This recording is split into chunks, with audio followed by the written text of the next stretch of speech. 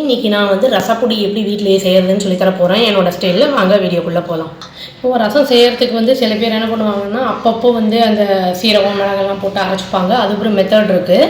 இப்போ வந்து நம்ம ரெடியாக பண்ணிவிட்டு ஸ்டோர் பண்ணி வைக்கிறது ஒரு மெத்தட் இருக்குது. நான் ஸ்டோர் பண்ணுறதை பற்றி தாங்க சொல்ல போகிறேன். வாங்க வீடியோக்குள்ளே போகலாம். இப்போ தனியா வந்து நான் ஒரு 3/4 கப் எடுத்துருக்கேங்க. அதாவது எந்த கப்பில் மெஷர் பண்ணுறோமோ அதே கப்பில் தான் மெஷர் பண்ணணும். அப்புறம் வந்து கடலைப்பருப்பு வந்து ஒரு 1/2 கப் எடுத்திருக்கேன். மிளகு வந்து ஒரு 1/4 கப்பு எடுத்திருக்கேன். கடுகு துவரம்பருப்பு ரெண்டும் வந்து 1/2 டீஸ்பூன் எடுத்திருக்கேன். அப்புறம் வந்து காஞ்ச மிளகா வந்து ஒரு 1/4 கப் எடுத்திருக்கேன். அதாவது நான் தனியாக மெஷர் பண்ணேன் இல்லைங்களா, அதே கப்பில் தான். அப்புறம் சீரகம் வந்து 1/4 கப்பை விட கம்மியாக எடுத்திருக்கேன், கொஞ்சம் கம்மியாக. இப்போ வந்து இது எல்லாத்தையும் வந்து நம்ம வெயிலில் காய வச்சு அரைக்கிறதுனாலும் அரைச்சிக்கலாம். இல்லைன்னா நம்ம வந்து வாணலி அந்த கடாயி இருக்குல்ல, அதை வந்து சூடு பண்ணி ட்ரை ரோஸ்ட் பண்ணாலும் பண்ணிக்கலாம். இப்போ ட்ரை ரோஸ்ட் பண்ணுறதுனால பண்ணிக்கலாம். நான் வந்து இப்போ வந்து வெயிலில் காய வைக்கல. இப்போ வந்து நம்மளுக்கு கொஞ்சம் எனக்கு இமீடியட்டாக தேவை அப்படிங்கிறனால வந்து கடாயி வச்சு அதில் வந்து நான் ஒன்றா ட்ரை ரோஸ்ட் பண்ணிவிட்டு அதுக்கப்புறமா இதை வந்து நான் வீட்லேயே அரைக்க போகிறேன். நான் மிக்ஸி கொஞ்சமாக குவான்டிட்டி இருக்கிறனால நான் வீட்லேயே அரைக்கிறேன். சப்போஸ் நம்மளுக்கு நிறைய நம்ம பண்ணுறோம், மொத்தமாக பண்ணி வச்சுட்டோம் அப்படின்னா வந்து அதை மாவு மில்லில் கொடுத்து எந்த மாதிரி நம்மளுக்கு பரபரான்னு வேணுமா இல்லாட்டி நைஸாக வேணுமான்னு சொன்னால் அந்த மாதிரி வந்து அவங்க ஃப்ளோர் மில்லில் அரைச்சி கொடுத்துருவாங்க.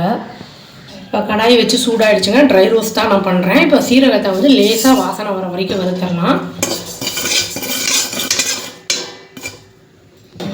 இதை வந்து தக்காளி ரசம், பூண்டு ரசம் எல்லாத்துக்குமே போட்டுக்கலாம். வெறும் இன்ஸ்டன்ட் அந்த இதை பொடி போட்டு பண்ணுற ரசம் வந்து வேறு மெத்தடு, அதை நான் செய்கிறேன் நான். இப்போ மிளகு போட்டுடலாங்க. இதுவும் வாசனை வரும். எல்லாமே வந்து உங்களுக்கு அந்த வறுத்த உடனே வாசனை வரும். அந்த ஸ்டேஜில் எடுத்துடலாம், இல்லைன்னா ரொம்ப கருகிற மாதிரி ஆகிடும். இப்போ அதை எடுத்துடலாங்க. ஸ்மெல்லு வந்துருச்சு.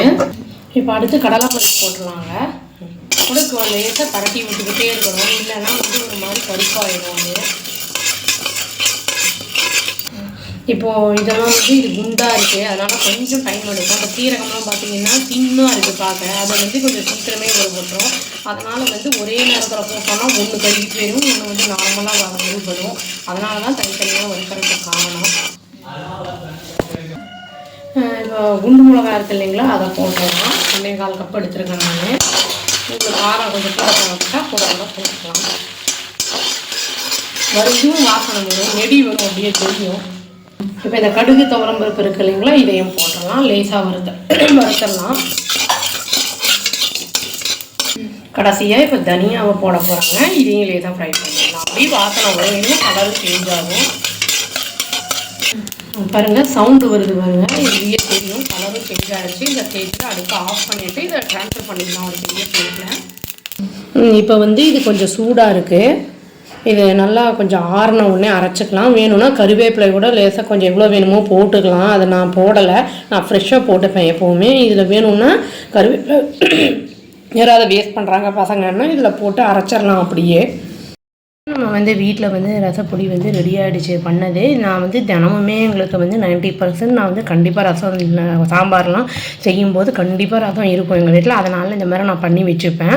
இது வந்து டேஸ்ட்டாக ரொம்ப நல்லாயிருக்கும். இதை ட்ரை பண்ணி பார்த்துட்டு எப்படி இருக்குன்னு சொல்லுங்கள். மிளகு சீரகம்லாம் போட்டிருக்கிறனால வந்து சளி இருமல்லாம் இருக்கிறவங்களுக்கு ரொம்பவே நல்லாயிருக்கும். ரசம்லாம் பண்ணால் கூட சும்மா அப்படியே வந்து எடுத்து குடிக்கிறதுக்கு கூட ரொம்ப நல்லாயிருக்கும். அவ்வளோதாங்க. Thank you. Please do like, share and subscribe our channel and click the all option and tap the bell icon. Thank you.